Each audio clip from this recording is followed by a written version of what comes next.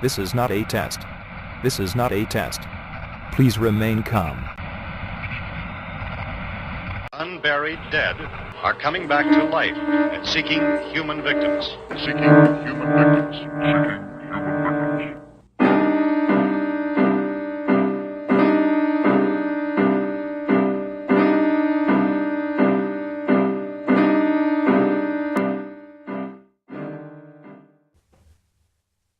Welcome to the Seeking Human Victims podcast. This is a special bonus episode, the mid-season special edition, part 1, talking about Halloween 2018 from Blumhouse Productions. Only fitting, since we covered the original 1978 John Carpenter version on the second episode of the podcast. Be sure to go check that out on iTunes. The link is there on our website, ogscareproductions.com.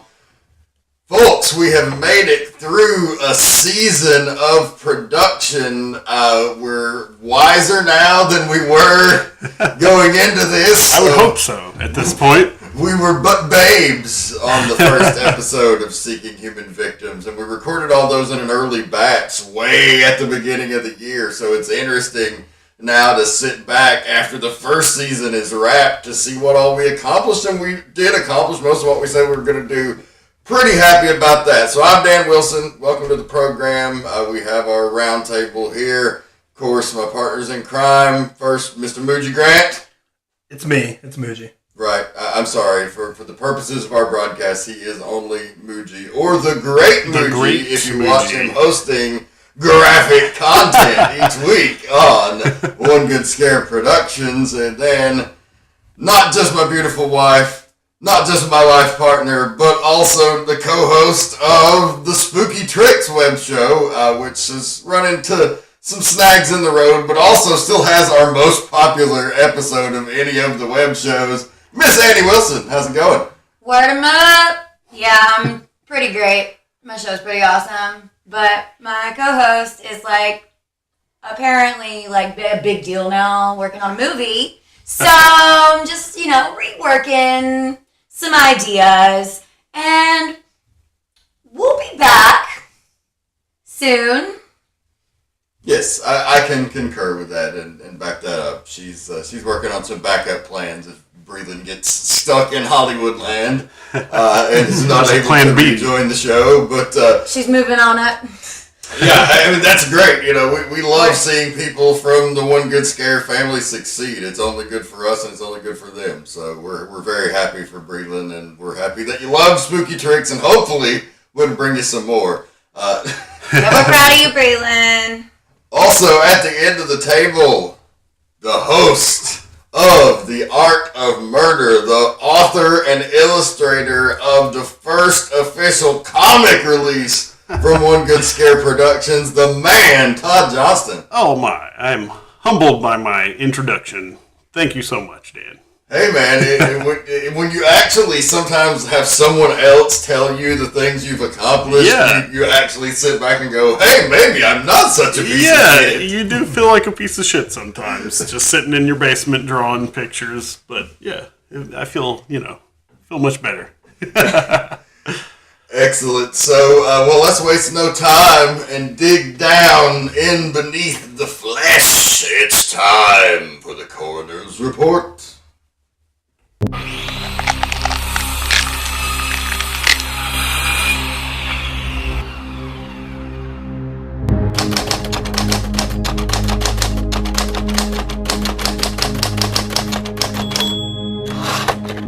The Coroner's Report. On this edition of the Coroner's Report, it was an interesting task to tackle research on a film this new. Most of the films we've done on here, like the ABCs of Horror, Season 0, all those were classics. Been out 30, 40, 50 years.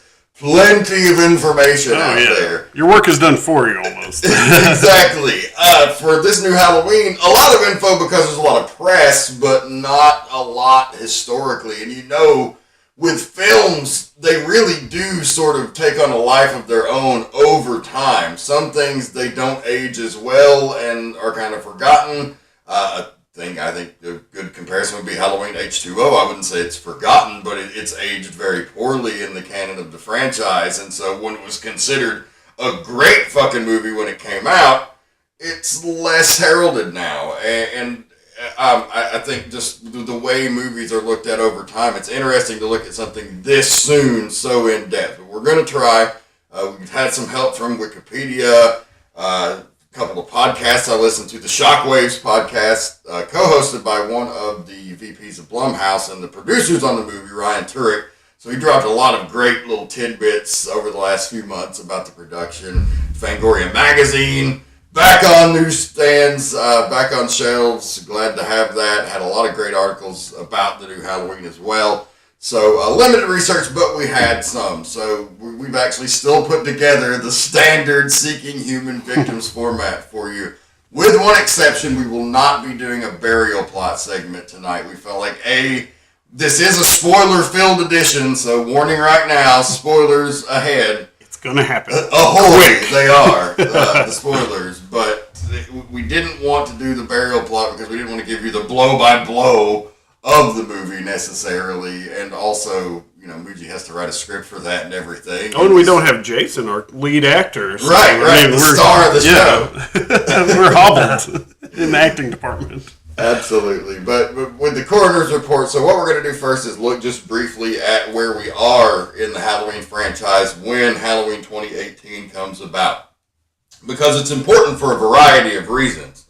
So let's go back and look. The original Halloween, we talked about it on the podcast, episode 2 again, 1978. That's when Halloween hit the scene. The story of Michael Myers was first brought to the world. 1981, Halloween 2, the first sequel. 1982, Halloween 3, the first thing to branch out to do the original anthology idea to very little critical and financial success at the time. Speaking of movies that change over time, people do love that movie, but at the time it was reviled. I wonder if that has a possibility of ever being a thing again, like maybe years and years from now they do another Halloween movie that's just something else. You could never call it Halloween ever again. Like, it's got to have Michael Myers in it. I mean, you could do the anthology movie, but they learned from their mistake. If it says Halloween, people will expect Michael Myers. Yeah, it makes sense. I don't think they're getting around that. But interesting pattern that starts developing here at 1982.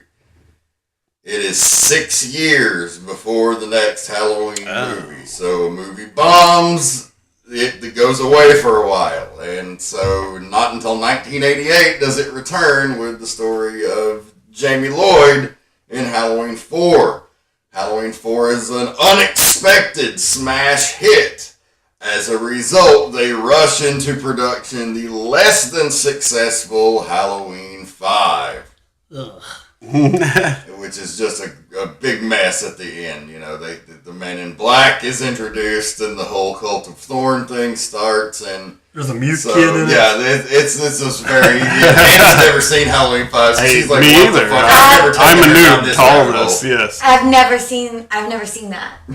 That sounds fucking awful. We might have to have a viewing It's where the mythology that carries it through the next two movies starts. And it's not good. No, it isn't. And then, because, again, another failure, 6 years this time before another movie. 1995, Halloween 6 comes in, but still continues the storyline of the failed Halloween 5 for some reason. Just plowing right I put ahead. this in. I was 12 years old when I saw that movie. That's the very first movie that I can remember being really pumped and walking out of and being like, did that suck? Was that not good? And then my mom being like, yeah, that was a bad movie. And I was like, damn it.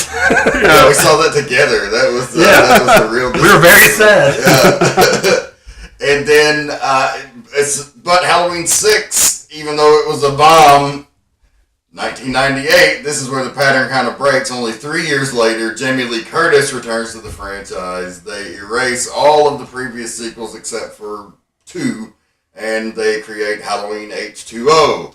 20 Years Later, which I heard somebody talking about this on a podcast, but that really is the stupidest title for a fucking movie. Like, why couldn't you just call it Halloween 20 Years Later, and H2O could just be kind of the known abbreviation and marketing thing for it? But no, the movie is titled Halloween H2O 20 Years Later. Oh, gosh. That's I wrong. remember when that movie came out on home rental, and we had to get to the town I'm from is a very sheltered city that is a big circle, and I lived in one corner of it, and everything was in the center. So I had to drive through town, and we always had to go past the movie gallery or whatever. But I don't even know if it was actually a movie gallery. It might have been like a knockoff. And it had this Movie hall. the sign out there, and the title took up so much space on the sign. And I remember just being so confused by the title. What year did that movie come out? 1998. 98. So it was 8. Would it have been a VHS or a DVD at this point? I think It was still VHS. I think Okay. DVDs existed, but it was early days, so I definitely had that on VHS. That was 'cause I probably the remember in transition year fourth for grade- me. I remember 4th grade we had laser discs, and that was 1999. So DVDs definitely weren't commonplace yet. But so at the local VHS store, it just because the way they had to place it, and it took up so much space. And I remember just being so confused because I was like, why do we care about 20-year-old water? That's it. They went for the name recognition of water. Yeah. For years after that, I would have probably ranked as my second favorite, the second best Halloween movie. I don't think it's bad still, but it's definitely not as good as I built it up as a young man. Yeah, I do. I think it's probably one of my least favorite. It's definitely my least favorite. That's actually still a pretty good movie overall. Like, because it's a good film from start to finish, but it's just as a Halloween movie, I think it fails on a lot of levels. But I don't want to get bogged in like talking about our pros and cons of all the franchise necessarily. We'll do a pod on that one day. There will definitely be plenty of time for that. And then 2002 brought us Resurrection, which totally fucking ended the original timeline of the franchise. When Busta Rhymes whips Michael Myers' ass, you're pretty much done for on a reality show. Especially when he does it because he watches some kung fu movies and shadow boxes the moves. So he learns kung fu all it takes. watching movies and then he uses that. That's all they need the whole time. Shoot him 20 times with a shotgun. If only Busta Rhymes would have been there to do one crane kick, this would have been over in the 70s. Busta Rhymes foo. Who would have thought? So that killed the franchise, and so the last time before this version of Michael Myers that we saw Mike on screen was during the Rob Zombie reboot era. The first was 2007. It was a pretty big hit. It actually still holds the record for the biggest Labor Day opening of all time. And at the time it was released, it was largely well received. That's one where the opinion has seemingly gone down. I still love it. I love I really like that one. Big fan of his first Halloween. I think it got the best of both worlds, right? You had the new story and then also the familiar shit that they kind of just repackaged in the second half. I think it served all masters. And then his Halloween 2, he didn't really want to do another Halloween movie. But that's where you run into problems. Well, he was contractually obligated, so he Yeah. kind of went off the rails with it, and it performed poorly and was largely hated at the time. It has started to get some more respect over time. It's just okay, he was doing his own fucking thing there, and No, what he was doing is he was following the man rule, which is if there's something you don't want to do, you do it really. Well, normally it'd be really badly, but it's not really badly. You do it not the way that they want to do it, so that they don't ask you to do it anymore. Like Spider-Man 3. Right, but I mean, you don't want to do it anymore, so you just do some weird shit, and they're gonna be like, "All right, don't ask Rob to do that anymore. He did Let's something move weird." on." That we didn't. That horse shit was horse shit. No, it was terrible. I will disagree on the Halloween 2. Resurrection, I think, is the worst one, but the I was Rob about Zombie's to ask. Halloween 2 is, to me, it's on the same level as Halloween 6. I just think that it sucks. Would that be a consensus of being the worst Halloween sequel? Resurrection? Yeah. I mean, you can make points to why Halloween 6 is worse because it's just off the rails and a lot of it's just stupid. But I think it's the popular opinion that Resurrection's the worst. But I mean, a lot of people do truly hate Halloween 6 as well. I have heard a lot of hate for that one. Yeah, it sucks. So anyway, the Rob Zombie era ends, and the franchise gets bandied about. They were going to do a direct sequel to Rob Zombie's universe, and it was going to capitalize on the 3D trend called Halloween 3D. It was announced for an October 26, 2012 release date. There was no director or writer attached at the time. And then originally there were two guys, Patrick Lussier and Todd Farmer, who were going to write it, but they dropped out to go do a Hellraiser reboot. That movie I was real pumped for because those are the guys that did the My Bloody Valentine remake that ruled. Oh, so, yeah, that is really good. Yeah, I love that movie. But then they just said they didn't have enough time to write it, and so they dropped out. Yeah, and then I guess them falling out of the project made it fall apart. Came back up to the forefront in 2015 when Patrick Melton and Marcus Dunstan were writing a new film, and it was going to be with the Weinstein Company. It was going to be called Halloween Returns, but something happened there, really undisclosed, but Malika Todd made an announcement in October of that year that they were not going to be going forward with that idea. Dimension Films lost the rights in all of this to Halloween. They were the rights holder. They lost the rights, and it reverted back to Miramax at this time. So then in May of 2016, Blumhouse and Miramax announced that they would be co-financing a new Halloween movie with Universal Pictures distributing. And that's when it was official, and announcements started coming out. John Carpenter was announced as the executive producer, rejoining the franchise for the first time since Halloween 3.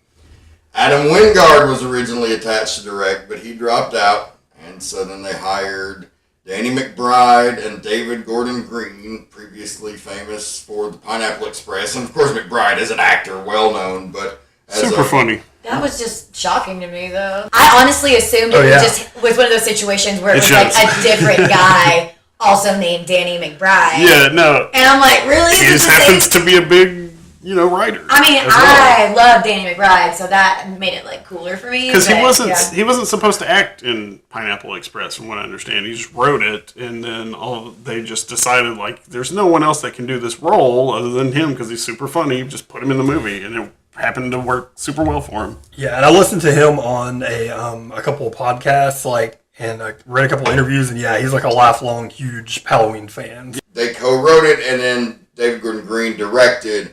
All of this with Carpenter advising. They said that they did not do anything without Carpenter signing off on it, which I thought was extremely cool. Jamie Lee Curtis then was announced back to the cast in late 2017 because she absolutely loved the script. Judy Greer was cast as her daughter. Judy Greer, well-known actress from about every television. Yeah, she's all over the place now. In the last decade. She did such a great job, too. Really did. I find her kind of grating in some roles. I think it depends on just how she's cast, but I thought I was really impressed with her performance in this movie. She was great. It was a disappointment to a lot of Halloween fans that Danielle Harris was not cast in that role, including her, to which she expressed such disappointment publicly. But, I think it would have been a cool nod to the fans, but I think people understand why they went a different route. And you can't bog it down. Sometimes, it's good to have, some people cameo and do things, but you don't want to be one of those movies where, every single person in it is someone connected somehow obtusely to the movie or horror. The very first thing, when you see the preview for a movie, for the most part, and you're like, oh, there's 8 horror people I know in it, you're like, this is probably not going to be good. Yeah. And just looking at it from my experience as a wrestling booker, you never want to have too many things that are, too similar or too similar to other things. So, okay, she just played Annie Brackett in the last version of the franchise, and they're doing an entirely different timeline, continuity, world here with this one, so I do understand that they would maybe feel like there would be some marketplace confusion by casting her as her daughter in this movie when she just played Annie in the last movie. Especially when they're erasing the whole, the character she played was her daughter, it would be very strange. Yeah. So I understand that, but fans were not happy. But Judy Greer rocked it. Then Andy Matichak, formerly of Orange is the New Black, was cast as Laurie's granddaughter and Judy Greer's daughter. And then Nick Castle, the original Shape, returned in a cameo role mainly to pass the torch to the new Shape, Michael Myers, James Jude Courtney. And he actually played Myers in the majority of the film. The scene where he's like standing in the window with the silhouette, that's the scene apparently that Nick Castle is Michael Myers. I didn't realize. Otherwise, it's the other guy for most of it. Rounding out the Strode family, Toby Huss, the son-in-law of Laurie in the film, the husband of Judy Greer's character, veteran character actor, most well-known as Artie, the strongest man in the world from The Adventures of Pete and Pete. Huh. I didn't realize. That's funny. And he had one of the fucking funniest lines in the movie with, "I got peanut butter on my penis." He was great, man. Good for the laughs. I also know him from a Disney Channel show, and I can't remember which one. My brain is wanting to go with The Sweet Life of Zach and Cody, but I'm not sure. But he was also on one of the Disney channels. That's quite possible. It is Playing basically the same character from Pete and Pete, but just like less vulgar, I guess. And Oh, like Pete toned and Pete. down. Yeah. Gotcha. And so, yes, but he was pretty great in a pretty minor role. Like, he added a lot of comic relief, and like you actually cared when he bit the dust. So it was good. And then rounding out the supporting cast, worth mentioning, like, there were some teenagers. I thought they all did a good job, but I didn't name them one by one. If anyone else wants to, it's fine. But the little kid, the little boy, Julian, Jabrail Natambu. He stole the show. He was hilarious. He played Julian, was that character's name. He was great. And then do you have the third person from original Halloween that was in the movie? PJ Souls. PJ Souls, yeah. Played the teacher. Yeah, her voice is so recognizable. Like, in the movie, like, you hear the first line, you're like, who is that? And then you're like, is that fucking PJ Souls? And you gotta pull out the phone and be like, it is. We were talking about this, and I wasn't 100% sure, and of course, because it's still in theaters, I couldn't exactly go back and check. Yeah, rewind it. And PJ Souls is just credited as the teacher, but was she not also the one that was on the phone that got killed in the house? I don't remember that, and I don't think so. I know for a fact she was the teacher in the scene that was mirroring the first movie, which was fucking hilarious to me. I laughed out loud in this scene because it's mirroring the scene where Laurie is daydreaming in class and the teacher's doing a lecture about fate. Yes. And Laurie looks out the window and sees Michael standing there. Well, this is the granddaughter. Andy Matichak's character is sitting there listening to the lecture about fate from the teacher. This is PJ Souls. And she looks out the window, and Laurie is standing out there just like Michael being a creep. And it was just, I fucking laughed so hard. Yeah, that got some laughs in the theater I was at. I was like, it kind of took you out of it for a second, but it was a good nod. Yeah, it was great. I love that so much. So that's a good segue into... Step right up and enter a world where the mortal man will find facts that defy imagination. What strange truths and morbid curiosities will be revealed inside the auditorium. Yeah, that was a nice callback there. Speaking of odd and interesting facts, that was basically a total scene reversal from the original film to play into the new film. And again, this one is a direct sequel to the 1978 film, for those who are unaware. So this scraps every bit of continuity between that movie, even Halloween 2. Now, there's two things you could take out of Halloween 2, and it could also count. If you took the body count, and if you took the Michael and Laurie being brother and sister out of the equation. They really wanted to do that. They said they tried really hard. What's the podcast on The Ringer I listened to? Like, it's like an 8-parter. Oh, Halloween Unmasked. Halloween Unmasked, which I believe there's a documentary called that already, if I'm not mistaken. But it was great, and that was one of the things they talked about was like they did a bunch of drafts where Halloween 2 was still in it because they were like, we love it, but they just couldn't get past, the brother-sister thing, so they were just like, we You can't had just to take the we can't X. just ignore that little part of it. If we're gonna take that out, we just gotta eliminate the whole thing. It made sense. I mean, especially if you want to bring new people in. Oh, it's 100%. Yeah. All the problems in Halloween, story-wise, definitely come from It that. solves a lot. Yeah, and especially like when you go back and learn, it was more just done on a whim because of Darth Vader. That it was not ever part of the original plan, and I think it does hinder the story. So I'm happy that they did that, and it doesn't take away any of the other movies that I love. So back to the new movie. One thing I found super interesting listening to the Shockwaves podcast was they talked about how one of the original ideas was going to be to change the ending of the original Halloween, and They kind of did, though. no, they didn't. They didn't change the ending of part one at all. But he was captured. But that's if you don't count part 2. So at the end of 1, he gets Yeah. up and you don't know where he's at. This Right. movie They're decides saying he got he captured. walked down the street. Loomis found him, was going to kill him, and then the cop that Yeah. Yeah. Will saved Patton, him, kept So him they from did dying. a little bit of a rewrite there. Yeah, I mean, it ends. minor. He's gone, but then what happens directly a few minutes after the movie ended was just they just catch him. Yeah. So that was what, of course, we know happens, and then in this one they thought about changing the ending to have Dr. Loomis killed by Michael. It's like the whole they were going to rogue one yeah, that's way and different. go in and digitize a young Jamie Lee Curtis and Donald Pleasance, and where Dr. Loomis goes to shoot him out the window, Michael was going to fucking stop him before he could shoot him and choke him to death and kill him.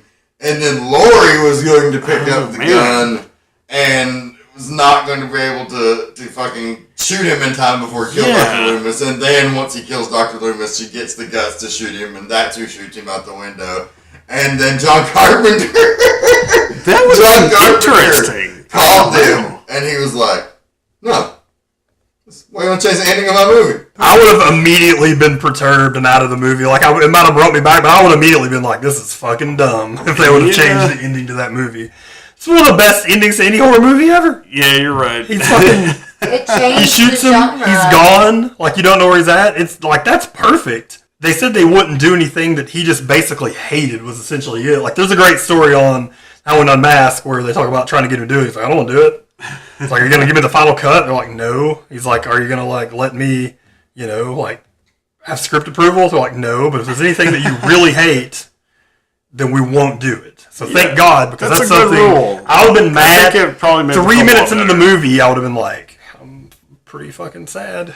Yeah, that it's rubbing me the wrong way. It's like it changes too much because you have to answer the question of what happened after the movie, but this is a softer way of doing that. So Yeah. they made the right and I decision. mean, it's not something that they were like, this is what we're doing. It was like something they were talking about going with, and Carpenter squashed it. So It's good that he who knows did. if it would have ever actually seen the light of day, but I think a lot of people would have hated that. And just another interesting and odd fact, the story of that Ryan Turek guy who became a VP of Blumhouse is just pretty inspiring for any horror nerds, because he was a fucking dorky horror blogger named Ryan Rotten. He was one of the original That's a hilarious Dread name. Central contributors, and just by writing good articles and showing that he was knowledgeable, he started meeting people through like press shit, started writing stuff, and like he moved up in the industry and was just like a nerd just like us. So that was It's a good success story that we can very all cool. aspire to. And was instrumental in getting this movie made. Everybody on set said that he was one of the key people in making this happen. So that's pretty awesome. Several Easter eggs. Good God. A ton. Easter eggs in the movie. The first one that I have here that I'll talk about, and you guys, if you have them, feel free to bring them up, was when Hawkins, Will Patton, is briefing Sheriff Barker on the accident with the bus. He points to a name on the list, and he's like, 82201. That's Michael Myers, The Babysitter Murders, 1978. And of course, we know from the last podcast, The Babysitter Murders was the original title of the script for Halloween from Irwin Yablans. I got my favorite. There are a ton of Easter eggs. My favorite two are. Is Allison, is that the name of the granddaughter's character in the movie? Yeah. Yes. So her boyfriend, it's mentioned that he's kind of a loser and his name's Lonnie, so it's only to assume that it must be get your ass away from there, Lonnie. It's Right. Nice. And then also a great one that if you looked away, you wouldn't have seen it, but during one of the trick-or-treating scenes, they had some kids and they were wearing the masks from Halloween 3. That one I heard about. Yeah, I that's saw really that cool. one. That one was awesome. No, I really love the Silver Shamrock call out, and that's one like fan theory plot I've seen for how they could incorporate that storyline into the next movie. It's like, okay, now Michael's dead, and Lori and her granddaughters are surviving, but they find out that the fucking Silver Shamrock motherfuckers have put the masks out there, and Michael originally had a Silver Shamrock mask when he was a kid, and that's what made him go crazy and kill his parents. That's And nice. fucking like tied it all together, and I was like, man, that would bomb terribly, but goddamn it, I'd be there front and center for it. I It's like like that. you Yeah, can't that's do it, but if we're gonna live unlimited years and we're gonna get to see like multiple versions, like a comic of this is a graphic novel about what could happen next. I would love to see that. Yeah, Before it's a absolutely. storyline. Yeah, that sounds fun. That is, you'd be sitting there like, holy shit. One that I don't know if you would consider it an Easter egg, and I mean it was just a quick little glimpse. So, but it appeared during the scene when the quote unquote journalists, the investigative journalists, The podcasters. the podcasters, the podcasters, when they were screaming at Michael from behind him, and like it did like the little pan up, and it showed just like the corner of his jaw, Yes. and it panned up for just like a half a millisecond, and it showed his eye, his left eye, and it was like poked out Yeah, because of the 'Cause of sewing the- needle. Yeah. because of the freaking dip through the eyeball. Yeah, I mean, they took like great care of getting like every single detail like that. For half of a second. For half of a second is Yeah. how long that was on screen. Some makeup artist sat there for an hour Yes. making his left eye socket look like a butthole.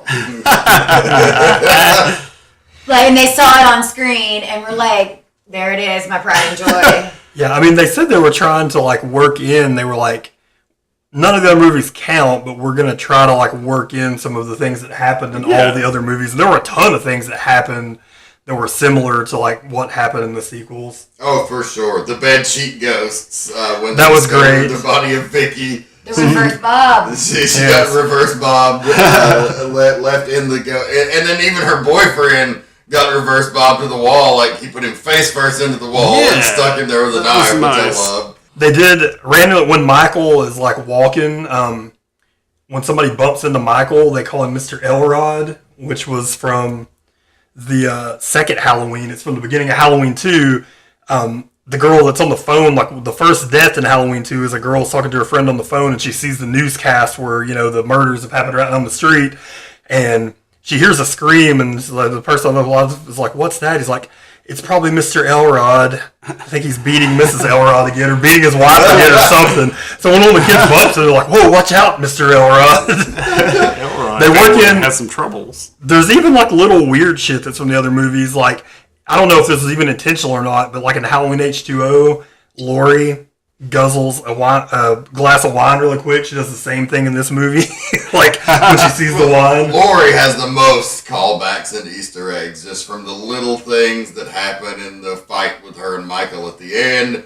But her catchphrase reappears one more time. Anybody have any recollection of what her catchphrase might be? No, nobody. No, I Happy don't think about Halloween, that. motherfucker. Nobody. It's something that she says. It's the only phrase she says in all four of her appearances as Laurie Strode. Man, Like, I knew you'd come. Do as I say. really? Wow. Yep. And we fucked up on that one. Yep. Yeah, I mean, they do a lot of like reverse her and Michael, obviously. I mean, big spoilers towards the end, but like she comes out of the shadows to attack Michael at one point, where they do like the slow shot of her face showing up. She gets thrown off the roof instead of Michael. Like they do a lot of like reverse. She disappears Yeah, she just after being thrown out the window. yeah. Yeah, but there were tons. I'm sure there were Easter eggs that we will notice the next time. They didn't make it a point to reference every sequel, and I have some of those. I don't know if I've got them all. Of course, we talked about the Silver Shamrock. Resurrection was referenced in the form of there was a van in one scene that drives by that has a sign for Resurrection Church. Oh. That was a reference to Resurrection. Nice. The Goofy Cops were a throwback and a shout out to Halloween 5 with one of the most bizarre out of place scenes in a movie full of bizarre and out of place scenes is the scene where these two fucking dipshit cops are fucking off and they're playing like Looney Tunes like music. Like sound effects like Out of nowhere. Like it's like what? You know, totally takes you out of the movie. They did the gas station from 4. Yes.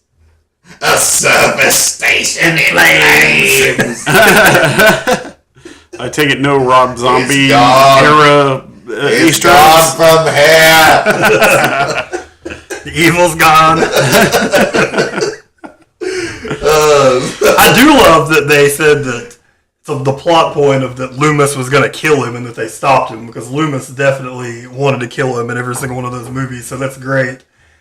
Yes, and that's I wouldn't call it an Easter egg, but just an odd and interesting part of the movie was the big swerve that... the twist. Dr. Sartain. Yeah, like... In a movie that I love, this is one of the things that I wrote down as something that I thought was stupid and is going to age, and as our excitement of seeing this movie gets more, it's going to become more and more stupid.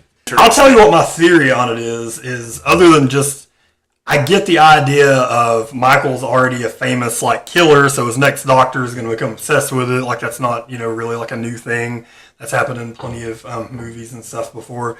So I got that, and then him. It didn't even really shock me when he like made the move to help Michael. But my whole thing is, I feel like his whole reason for existing was to get Michael to Laurie's house. Yeah. And I thought it was dumb. I thought they just overthought it. I thought they were like, okay, so we're going to make it where Michael, a big point of this in the build-up was like, Michael just wants to kill people. Like, Laurie is not special He to has him. no motive. He doesn't care about her. He just wants to kill whoever he can kill because that's what he does.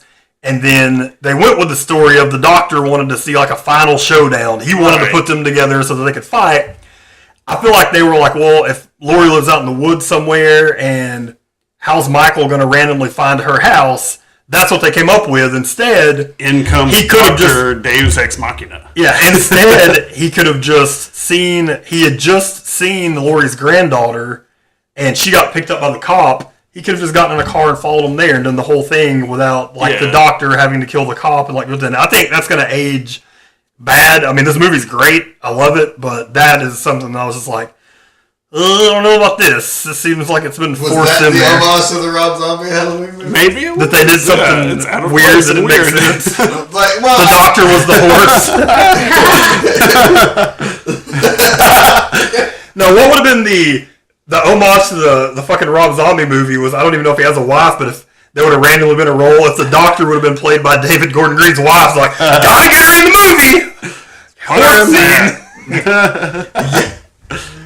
Yeah, so I mean, I don't know about that with the Dr. Sartain stuff. It was interesting, but I'm with you. I think that it was not my favorite part of the movie, but I think it was something that made you appreciative, like after it happened, because you were like, "Oh no, are they about to pull a Jason Goes to Hell here?" Where it's like, "Oh, now Michael's dead, and he's gonna put on the mask, and he's gonna become Michael." I was afraid. I was so afraid that was about to happen, and when they didn't do that, I was like, "Shoo, okay, everything's good." At least for me, it had the desired effect of like, "Oh shit, something strange is happening," and you don't know where the movie's gonna go after this, and it puts the audience on the edge of their seat a little bit. So yeah, I think it's at least a little bit effective. This is kind of a tangent, but it just made me think of like Michael killed a pretty young kid in this movie. Yeah. I forgot about that. It was all. I guess it was like okay because the kid had like a gun and stuff, so it's like whatever. I know. I thought we were gonna have to leave the movie when Michael's going through the house at the very beginning and the baby. Hey, Yeah. My wife grabs me by the arm and goes, "Oh no!" And I was like, surely they're not gonna kill." was I the only one hoping that he would pick that baby up and stomp it like a watermelon? I was like, I didn't want that to happen. That was Just like like an everyone homage else. to the Rob Zombie movie. You're a monster. Come on. You have 3 children. But I don't They have were any babies. They were. But they're not now. That's what they say. This is a movie, Annie. Instead, Yeah, Michael Myers doesn't kill kids. But he killed that one he kid. killed. Yeah, and I had a problem with that because Michael Myers doesn't kill kids. But he doesn't kill babies. He didn't Now he kill... kills kids, just not babies. He was like old enough to have a shotgun, old enough to die. That was basically what he decided. Yeah. He's like, I don't want to kill you, but I need your car. Maybe he didn't see the baby. No, we saw it. He just Wasn't the he just baby let it go. making noise? Maybe. Yeah. I think the baby was He crying. was crying. He looked in the crib too, I'm pretty sure. He was like, oh, baby. Well, that He scene was did, for like, people they like definitely me. tease it. Like, he goes over to the baby and stands there for a minute and then turns and walks away. Like, they're definitely teasing it. Like, oh, he's gonna kill the baby. Gonna kill the baby. I was just kidding. I was totally How ready silly. for it and on board.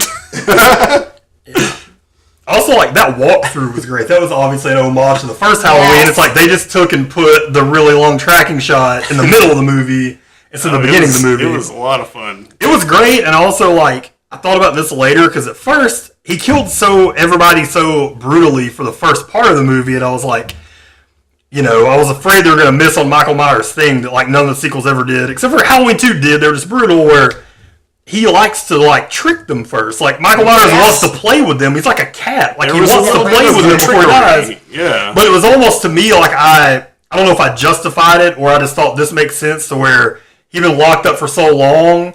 It was like that like exertion of like almost like he just had to kill everybody real fast to get it out of him so he could like take a deep breath like, okay, I'm back. And then he progressively played pranks as the movie went on. Yeah, it's like jerking hiding a in freak- closets It's and like stuff. jerking a freak on a date. First, you got to hit somebody with a hammer before you go on a date. That lady had the curls. That was like that was the second Halloween movie as well. Like when he killed the lady and stole the knife. Remember the second Halloween, the lady with the curls walks over and looks for her knife, and she touches like a piece of ham and Yeah, blood all over it. This Oh. one, he kills He actually a kills similar her. woman with a hammer. Yeah. Is that implying that he was walking around with a piece of ham? No, she was making a cutting up sandwich. pieces of ham. She was making a sandwich, and then she like walked away for a second, and he took the knife, which for whatever reason she was spreading mayonnaise onto a sandwich with a butcher knife, which is a plot hole no one's ever talked about till just now. Hey, that happens in Kill Bill too. Yeah, he takes the butcher Gets that knife, big knife and then she spreading actually the doesn't die mayonnaise. at Halloween too. She walks back over, she's like not looking, she walks back looking for the knife, and then looks down, and she's got blood on her hands, and she's just screaming. Where did the blood come from? I think is that Mrs. Elrod? I think so. I think that's Mrs. Elrod. I think that's the Oh, name. hell. And of course, the Michael escaping during a transport was original Halloween as well as Halloween 4. Shout out, like that's what happens if you move Michael Myers. He's going to escape. That's a big mistake. So don't fucking move. Big him. old Like, mistake, learn. Fuck. Lori knew. She was ready. Yeah. And so that'll do it for the auditorium. There were tons of Easter eggs, probably still some that will be coming out and realized as people examine this movie, because they definitely put a lot in there for fans. As we mentioned, all of the various reversal of positions between Michael and Laurie alone, and not to mention the references to the other movies and characters, Lonnie Elam, and all of Lonnie. those things. Get your ass away from there. But now, let's look at the numbers.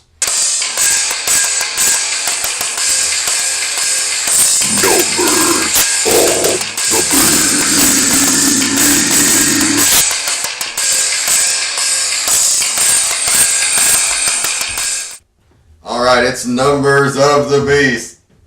And so, limited numbers on this one for the time that we're dealing with here. We're only a few days out of the theatrical release as we record this. This podcast will be airing around the second week of November. But very big numbers so far. So far, it's got opening weekend was 76.2 million, which is the second biggest October opening of all time, which Venom, that opened a couple weeks before that, has the biggest one. And then as of today that we're recording the podcast, it's made 106 million worldwide already, which makes it the biggest slasher opener of all time. It's actually just less than 10 million away domestic of being the beating Scream as the highest grossing slasher in the U.S. ever. It's also the second biggest horror movie opening of all time. It was the biggest opening, which I didn't even realize it made like 120 million or something, which is insane.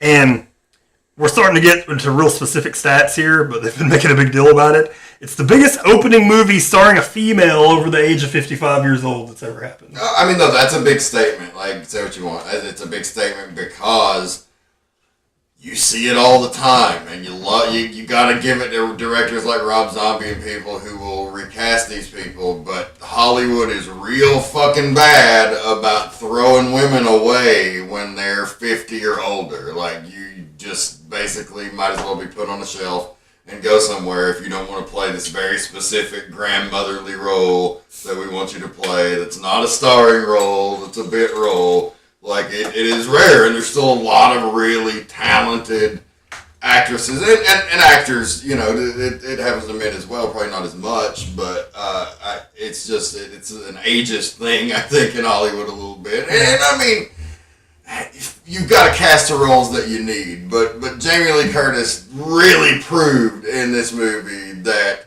as a name, she could carry a film still as a lead, as a 55-year-old. She was a fucking powerhouse in this movie. Absolutely. It's amazing where you see the virginal and not completely pure. We talked about she smokes pot, but she was kind of the archetype which the virginal final girl was built upon. And you compare her to this Sarah Connor version of Laurie Strode. The final grandma. Yeah, who's ready for it, you know. They know she's 59 years old, so over 55. But yeah, 59 years of age. Kicked the world's ass in this movie. So happy for It was her. cool to see the three generations of the Strode family as well. It was cool.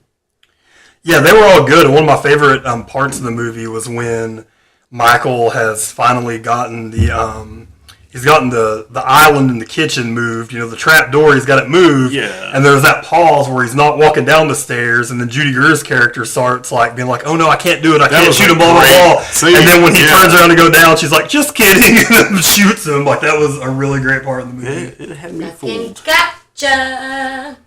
I did feel like they spent a lot of time showing the island moving a lot, and that was one of the It took a long time for him to move it. It took him a real long time to rip that island off. Spending a lot of time on that island. He must be like a dog, like when they can smell, like when a rodent like goes in your crawl space and they just like won't stop. And you just tear your siding off the house.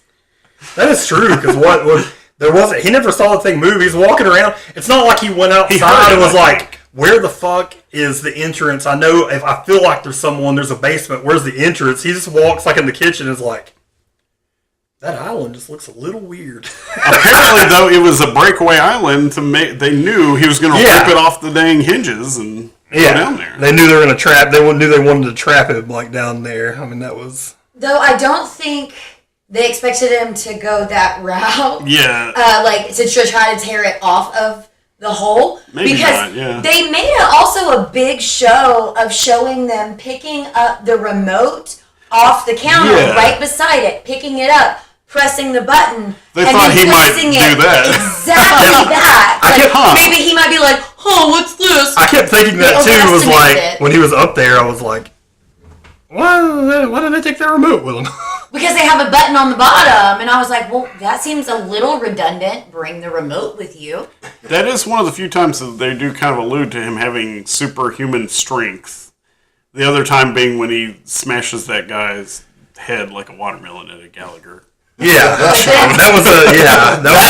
was the most brutal. That was the shout out to Rob Zombie Halloween 2. Oh, okay. Because that is one of the best kills in the whole franchise. Was from So I Rob haven't Zombie's seen that Halloween one. 2, where he stomps that guy's head into fucking mush in the parking lot of that strip club. It was cool. Like, what a fucking way to die. That's another funny thing that I heard Dan McBride said was that a lot of the script got rewritten like 80-something times, and a lot that was in the script to begin with didn't make it. Yeah. But one of the only things that made it was he wrote Michael Myers like stomps like someone and their brain shits out. It made it to the final. I feel like it was effective because everybody was ready for that doctor to die at that point. So Yeah. it was very rewarding. It was a pleasurable death. Really, the only person that I really wanted to see get it that didn't was Allison's boyfriend. Oh man, he Lonnie's deserved boy. it. more than Lonnie's anyone boy, who else. first of all, like, I'm just too old now because the dudes in the movie, I was like, these girls are way too pretty for these guys. I hate to say it, but it's happening. But then he was a complete prick, and you're like, oh man, they're gonna get him. But Yeah, that girl would never date that guy in a real, like, high school. She was all like, meh, about all of his activities. And I'm like, so why are you, like, dating him? That guy is a great character actor douchebag. He also plays the shitty boyfriend in the Purge TV series. Oh, Yeah. he is the Yeah. shitty boyfriend. That's right. That's what he does. he also plays the opposite of his character in this movie, where he had the friend that was like waiting on his turn to try to move in, and basically got killed for it. Oh, I love that. Yeah. That was their fucking fuck you to all the nice guys. Yes. She doesn't like me because I'm a nice guy. Oh. You deserve so much better, like me. Yeah, you chud. That guy That's was what- almost redeemable until he just blew. You can empathize some with that character because it's like a kid, as a teenager. Like a lot of people have that, where you got a crush on someone, and you're like, man, if only she didn't have a boyfriend. Yeah. And then years later, as an adult, you look back and it's like, she's never gonna date me. Like I wasn't next. I wasn't in line. more in the way of Yes. that than just there was that. no one in the way of it. It just And so, Halloween 2018. Final thoughts for me. I don't even know if these are going to be final thoughts because they could certainly lead to a greater discussion here, and it's fine if they do, but we are running out of time here soon. So I'll try to keep it brief. But what can I say that I haven't said? I was very impressed with Michael Myers. Just the portrayal of the Shape, the boogeyman. Part of their goal was to make him scary again, and I think they succeeded to great end on that front. I think I read an interview with Danny McBride, or listened to an interview with him where he's talking about what could they do to make Michael Myers scary again, and part of it was eliminating the sister relationship backstory, because his quote was, well, when I found out that Michael Myers was Laurie Strode's brother, I wasn't fucking scared of him anymore, because he's only after her because it's his sister. So, well, I'm not his fucking brother, Yeah. so he ain't coming fucking after me. It gives him a motive. You know, after that first movie, like the whole randomness of it, of he just randomly targeting her and could be coming after anybody, they tried to bring that back with this movie, and I thought they really succeeded. I thought the kills were great. It was a bit gorier than the original. Like, they definitely went with some gore, and I think they used it to great effect. In terms of where I think it stands, I'm going to pass it down the table and come back at the end, actually. Annie? I fucking loved this movie. Yeah. Like, other than, obviously, Dr. Sartain Shitstain. Other than that dude who totally sucked. It was a pretty solid movie. The podcasters, they served their purpose. They obviously weren't what we went to see. We didn't go to watch people yell at Michael from behind holding out a mask that he couldn't see because they were behind his back. And so, I mean, like, we got to see them die pretty quickly. They served their purpose. They explained what happened after the camera stopped rolling. And then the rest of the movie was exactly what you wanted it to be. Everything you wanted was in it. There's Michael Myers being Michael Myers. Teenagers babysitting. Doing shit they ain't supposed to be doing. As babysitters do. Like, as Julian said, we know your boyfriend coming over so y'all can smoke some weed. I thought it was fantastic. I feel like I don't get to have an opinion as far as ranking it on the rankings of best Halloween movies. But I would put it towards the top, for sure. But, yeah, top. I'll start with talking about my absolute favorite part of the movie. It opens up with the podcasters, which we all are supposed to hate. Or maybe we're not, but I hated them. True story. The part of Michael Myers running around without his mask on and hunting those two down and killing them was the scariest part of that movie, because it makes your mind just start just bugging out and thinking about what he might look like. And it's horrifying. The mask almost like mutes like his real face, and it leaves it up to the imagination. And of course, I thought he looked like David Gilmour, which isn't scary, but that's another point entirely. So he just looks like somebody's grandpa. Yes, exactly. That's kind of scary to think about someone's grandpa going around murdering people. I don't know. Look up Google pictures of how David Gilmour looks now. He's 78, 74 or something like that. He looks like he could probably knife some people. Whatever, those were my favorite parts of the movie. Now, I haven't seen a lot of the Halloween sequels like Annie, and this does what a sequel should do. It makes me interested in seeing the rest of the whole franchise, even if it ignores those movies. And I kind of fear that I may have seen the best Halloween sequel with this movie, but that still doesn't diminish that I want to go back and watch Halloween 2, Halloween H2O, Resurrection, whatever. I want to see them all now. You should watch them all, yes. Because I've kind of slept on them up until this point. And this may be a perfect sequel for this franchise, and it was a huge crowd pleaser. The crowd I was with was amazing.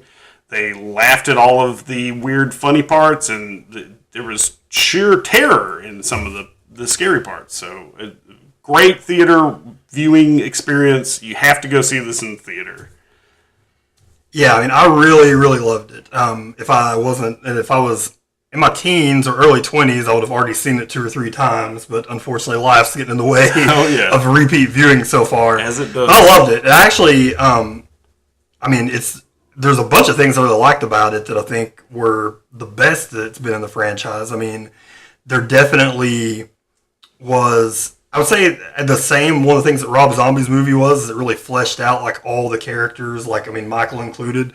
This movie, other than it, probably had the most well-rounded characters. Like, I love the first Halloween, and that was one of the things that they copied in this, is that you actually liked everybody that died in the original Halloween from 1978. Like, they took some time to let you get to know the characters, and they did in this too. I mean, there were a lot of characters. I mean, there were definitely some people that were there just to get killed. They were real characters. But there were a lot of characters in the movie that you cared about and you didn't want to see die.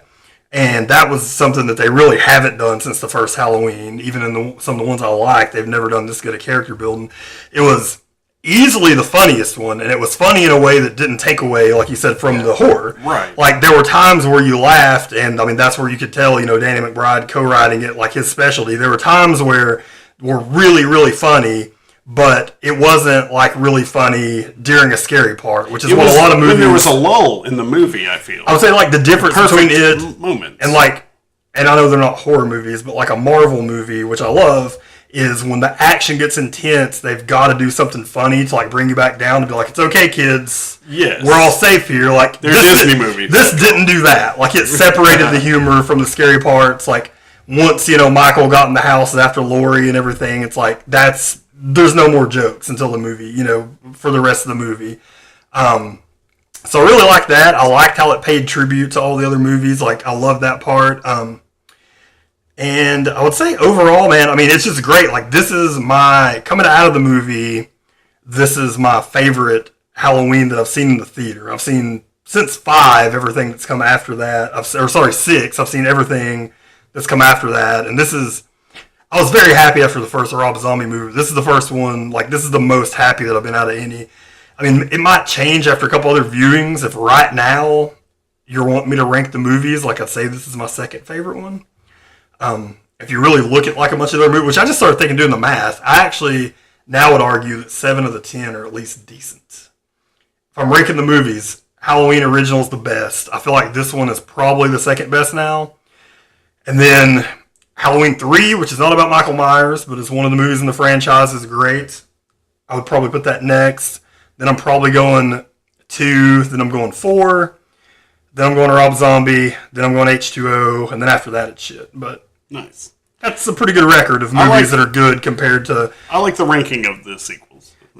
Yeah, I mean, It's I always like... fun to hear someone else's. Yeah, and one of the big on things that. that goes along with it, too, is just the ones that have Jamie Lee Curtis in them. Like, she obviously makes a huge difference. She has the in the movies. gravitas. Yeah, she's great. She's definitely the best actress that's in any of the movies, and her character, I mean, once again, makes the movie, you know, way more interesting. I mean, this movie too, probably like, I mean, it's like a perfect movie for right now too. It socially had the most to say. Like, if you wanted to, like, it's fake, and she got domestic, you know, she got violated violently, and it wasn't like sexual, but she's basically like the poster child for like a Me Too person, where like her whole life was ruined by something shitty that happened to her as a kid, you know, by some dude, and then like she finally, you know, like all the people speaking up after years, like she finally gets her revenge. So I think it's really a perfect movie for right now. Yeah. As far as like the reboots go, this is like the softest of the soft reboots. Everybody's tired of reboots, I think, at this point. And this one it's not really a reboot. It's an actual sequel, and I think it succeeds because of that. Yeah, Instead it of is a just true sequel, restarting, yeah. A true sequel in every sense of the word. And I agree with Muji. I'd rank it up there. I don't know if I'd rank it second. I mean, it probably is, as of right now, the second best movie in the entire franchise. What's at least the third or the tie for second? Well, Halloween 3 is great. It's not about Michael Myers, but it's great. It's one that you're a real fan of that third. It got shit on. It's one that now is no longer underrated. Like, it's hard to find a horror geek that doesn't like Halloween 3. Yeah, it's gained its audience over time, but I don't necessarily know that I think that it's the next best one, but I think it's up it's there. close. Like, I have a rotating cast close. that kind of just shift around between 2, 3, and 4. Okay. Basically, like all of those they all have an argument that they could be the next best one, because 2 is the first direct sequel to Halloween. And Michael Myers is fucking awesome in 2. Yeah. There's a lot of great gory kills. 3 is its own weird thing. 4 kind of brings it back to its roots, but also introduces like a new mythology that they really could have done a lot with, but squandered in future movies. Nice. So all And there's also have Donald Pleasance. I mean, that is one thing that this movie obviously can't have Donald Pleasance because he passed away, and that is a huge personality that you're missing that that you obviously got in those other movies. Yeah.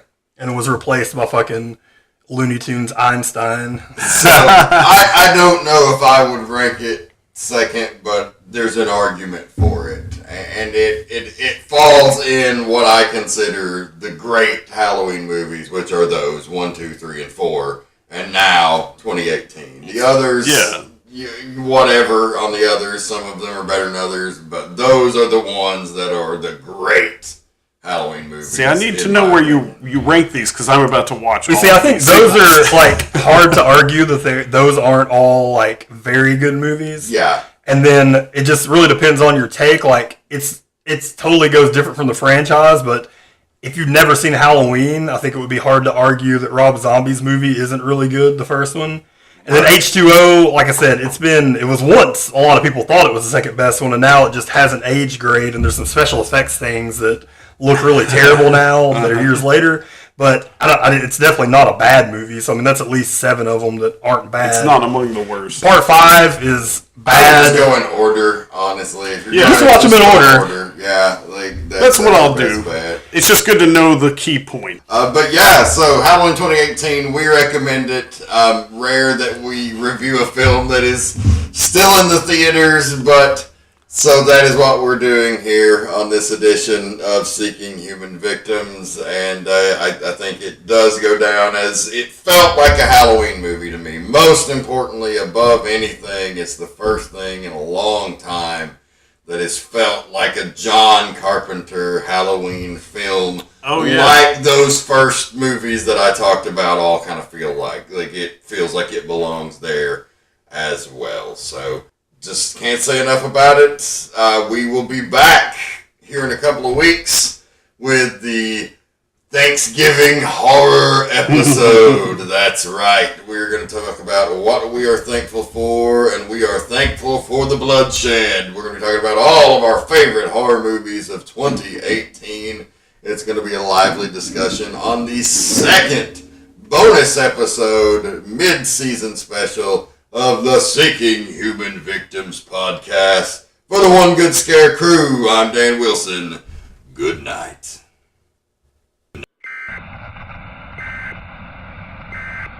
This is not a test. This is not a test. Please remain calm. Unburied dead are coming back to life and seeking human victims. Seeking human victims.